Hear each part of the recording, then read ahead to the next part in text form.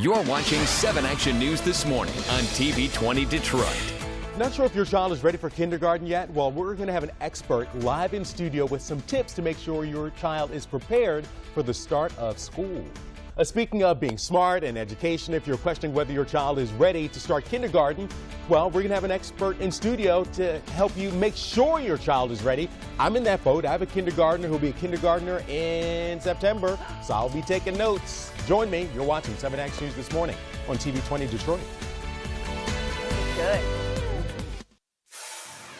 You know, it's warm outside, but the back-to-school season is right around the corner, and many parents are struggling to determine if their child is ready for kindergarten. Luckily, there's still time for parents to work with their children to get them ready for back-to-school in just a couple of weeks to build the critical skills needed for successful transition to school. This morning, I'm joined by Jennifer Bullock, who's the director of the Detroit Country Day Lower School, with some back-to-school tips for parents with young children. Good morning, Jennifer, and thank you so much for joining us. Good morning. First, what are some of the skills that we need to be on the lookout for to see if our child is ready for kindergarten?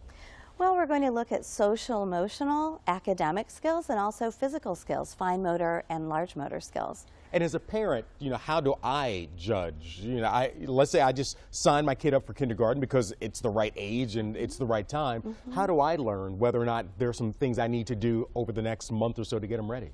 Well, in terms of the next month, we're going to look at that social emotional readiness, making sure that your child is ready for the challenges that lie ahead in kindergarten and can approach kindergarten in a joyful way, because we want children to be happy when they go to school and ready to learn new things and meet new people.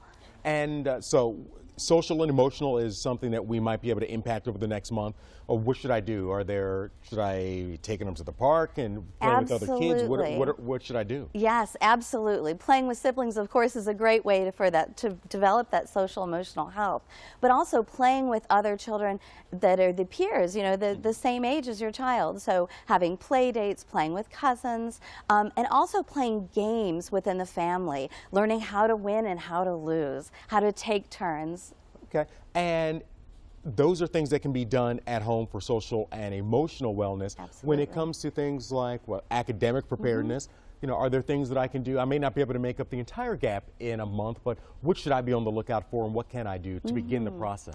Well, definitely don't put any pressure on yourself to make up any gaps in a month. What you're going to look for is authentic learning, learning within the context of a child's life. So put away the flashcards and make sure to get some great experiences. Go out to the zoo, go to your neighborhood park, go to the library, and work on that learning within context. For example, alphabetic knowledge, counting, writing their name, but also in a meaningful ways. In a meaningful way. And how important is independence? You want to raise a child who's independent. Does that come into play as well when you're doing that transition from either home or preschool to kindergarten? Absolutely. And independence can be challenging for parents because we want to do everything for our children, but they're going to be better off if they know how to make decisions on their own. So you can give them monitored decisions, opportunities to make decisions daily, and also have them take care, do some self-care at home. So putting on their own clothes, setting out their clothes for the next morning, putting away dishes in the dishwasher, you know, small chores at home that will build that independence. And your child should be able to carry his or her backpack into the classroom all by him or herself. All by him or herself. Now, we were just talking about video games and the influence of video games and whether there's a correlation to academic preparedness and strengths. Lots of kids have access to tablets and phones and those types of devices. You know, how do we manage that for a child starting kindergarten?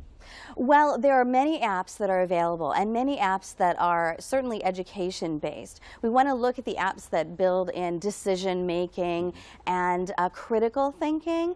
The best source that we have is Common Sense Media. So you can go to Common Source Media to vet all of those different apps, also films as well. Okay. Common Sense or Common Source Media? Common Sense Media. Common Sense Media. Thank you so much, Jennifer Bullock, Director of the Lower School at Detroit Country Day. Appreciate your back-to-school tips for us for the little guys.